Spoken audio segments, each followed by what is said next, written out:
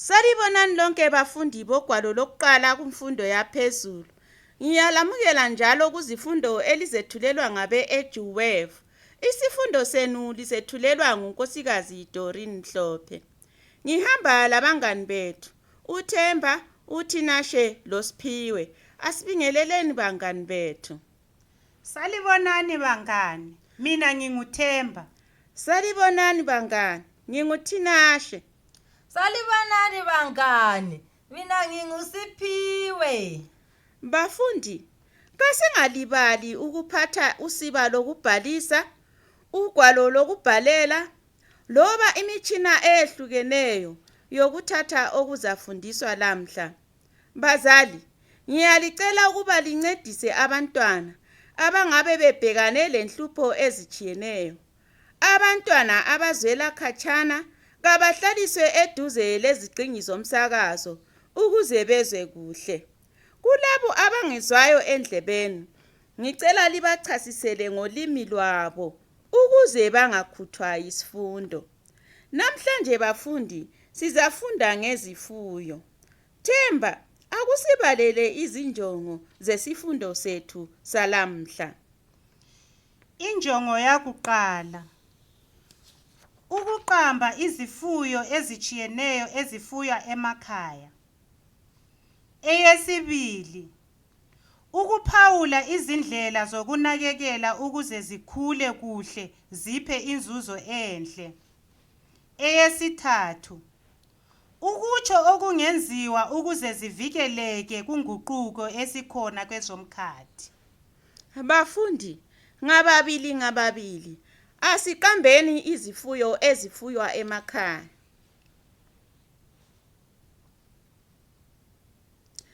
Ngithemba seliqedile bafundi.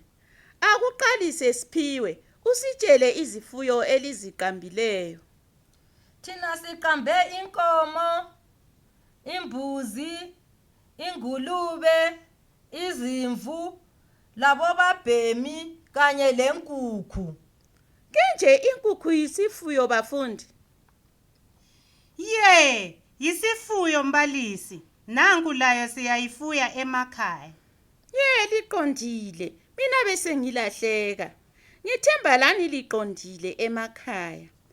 Asingeneni emaqenjini bafundi. Sixoxe ngezifuyo esiziqambileyo. Sizakhangela ukuphathwa kwazo, lokuthi zidlani, lokuthi zinakakelwa njani ukuze zikhule zibe zinhle, zilethe inzuzo enhle kozifuyileyo. Sisebenzise lokunye esikufunde kuzifundo zokulima. Asisebenzeni lathi ngemakhaya.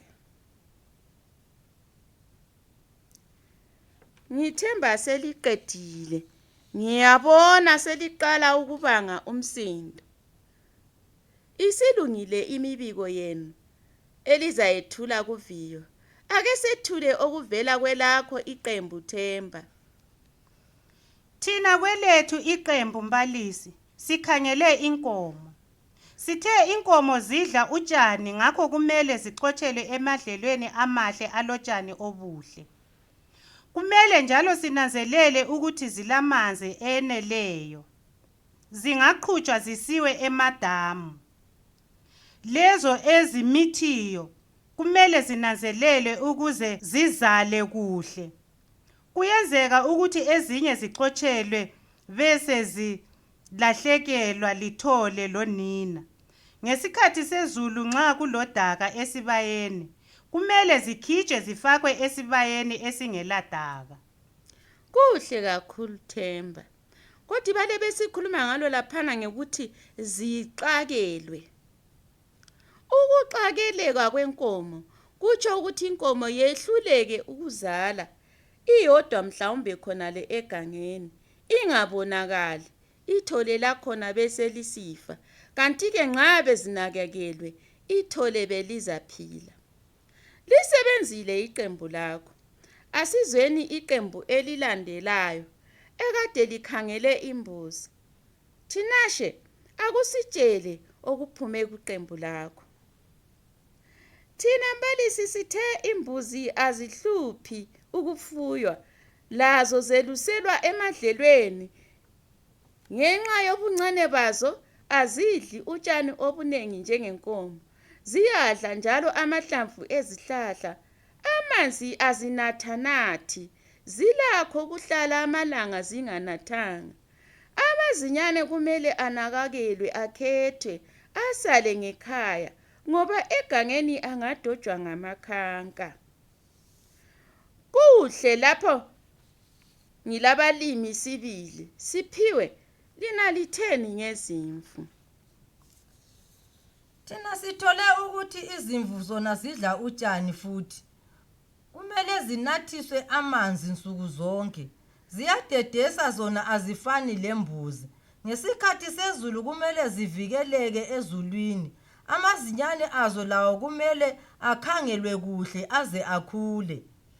Lenza kuhle kakhulu bafundi. Ngilizwile lisithi alikafundi ngokufuywa kwengulube lenkukhu.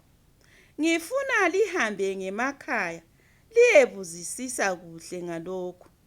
Kumibiko yenu ngizwile lisithi izifuyo zifuna amadlelo amahle, alotshani obuhle, obubukekayo.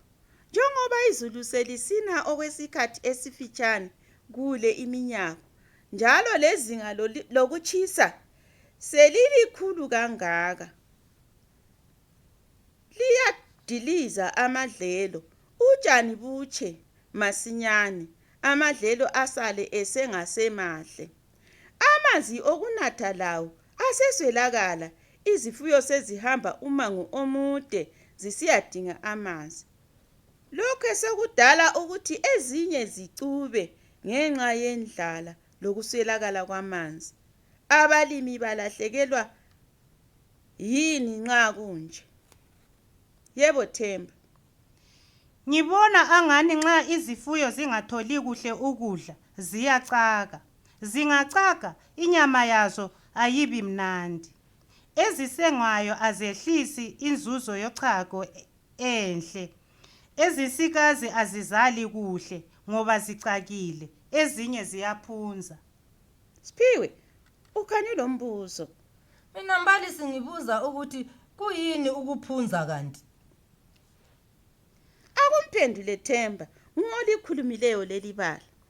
Uqondile mbalisi. Ngiyakwazi ukuthi ukuphunza kuyini ngoba nxa izikolo zivaliwe, mina ngivame ukuya ekhaya, ngingafika khona ngiyelusa. Ukuphunza yikuzalwa kwethole loba izinyane lifile. Yikho kanye Themba. Manje kungenziwani ukuvikela lokhu ukoma osekuqede amadlelo? Mina mbalisi ngibona kungcono ukuthi kuphungulwe inani lenkomo kumbe imbuzi lezimvu ukuze amadlelo angasindwa yizifuyo eziningi. Phela nxa izifuyo ziningi ziyagcwala iganga zihle zidle utshani buphele masinya. Uqondile Siphiwe, kumele ziphungulwe izinkomo lezimbuzi lezi ukuze singaphambanisi amadlelo. Kwesinye isikhathi nxa bungekho utshani kuba nzima ukuthi nxa izulu selisina buphinde bumile futhi. Thinashe, ngibona ulokunqekuza ikhanda, akusitshele lawe. Okunye okungenziwa mbalisi ukuthi inkomo zithengelwe ukudla okuzakwengeza utshani osebuphelile. Nxa imali ingekho, kuthengiswe ezinye ukuze lezi eziseleyo zingacubiswa yindlala. Ngumbono omuhle lowo kakhulu Thinashe. Amanzi-ke kwenziweni njengoba inkomo, imbuzi, izimvu ziwafuna amanzi okunatha. Akusitshele Themba.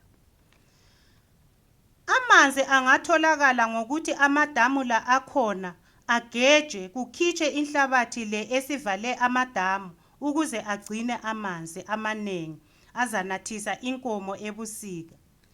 Amadamu angengezwa ukuze inkomo zingahambi umango omude zona zivele zicakile. Kuhle Themba. Lani emakhaya Themba liqambe impendulo eziqondileyo. Icebo lokukhupha inhlabathi esingene emadamu licebo elihle kakhulu, ngoba amadamu ethu asephanga agcwale masinyane kodwa engelamanzi. Kuyini okunye okungenziwa bafundi ukuze izifuyo zithole amanzi? Siphiwe. Mina mbalisi ngibona angani okungcono yikuxoxisana lohulumende kumbe abanye abenhlangothi ezizimele zodwa ukuthi basigebhele izibholane eziningi zokunathisa izifuyo. Ngaleyo ndlela abahlala khatshana lamadamu banganathisa izifuyo zabo lapho. Uqinisile uSiphiwe. Mina ngike ngavakatshela komalume ngekhefu. Inkomo, imbuzi lezimvu sebezinathisa esibholaneni. Kuhle bafundi. Lina abanye linathisa ngaphi izifuyo zangakini ngesikhathi sendlala? Ake nitshele bafundi. Siphiwe. Thina ngesikhathi sendlala izifuyo zangakithi sihamba khatshana kule damu elikhatshana. Siyaziqhuba nxa sisanda kuzivulela siyetshona sizinindile edamu ukuze zinathe. Nxa singazilindanga abanye abafana bayazixotsha zigcine zitshona zingasanathanga. Ngakho siyazilinda edamu sibone zonke ukuthi zinathile bese siziqhuba sibuyele lazo ngemakhaya. Wenze kuhle Siphiwe. Ngesikhathi sendlala abantu bathwala nzima betshona belinde izifuyo ukuze zinathe. Ngesikhathi sendlala njalo imikhuhlane yezifuyo iyanda, njalo izifuyo ziyafa ngoba imikhuhlane izibamba zivele zicakile. Imikhuhlane ingavikelwa njani? Akusitshele Themba. Lokhu kungavikelwa yikuhlabisa izifuyo zingakaguli, i-vaccination, lokuthi lezi esezivele zigula zibizelwe abe-veterinary services ababona ngezokwelatshwa kwenyamazana bazezelapha. Lihlakaniphile bafundi bami. Engikunanzelelayo yikuthi liyananzelela zonke izifuyo. Liyananzelela futhi ukuthi kuyadingakala ukuthi izifuyo zinakakele kakhulu ngalezi izikhathi lapho indlala isiyandile ukuze zingasilahlekeli. Abalimi abanengi ikakhulu kwele Mandebeleni bavele baphila ngakho ukugcina izifuyo. Nxa izifuyo sezifile bona ke bangasala bengasela lutho. Ngiyabonga bafundi indlela esixoxe ngayo. Isikhathi sethu sesidliwe ngumangoye bafundi bami. Kusifundo esizayo sizakhangela ukuthi ukuswelakala kwamanzi kudala dubo bani ebantwini, emadolobheni lasemakhaya. Sizasala siphenyisisa ngezinye izifuyo bafundi esingaxoxanga ngazo lapha. Mina labangani bami sithi lisale kuhle. Ovalelisayo ngunkosikazi Doreen Mhlophe. Valelisani lani. Lisale kuhle bangani bethu.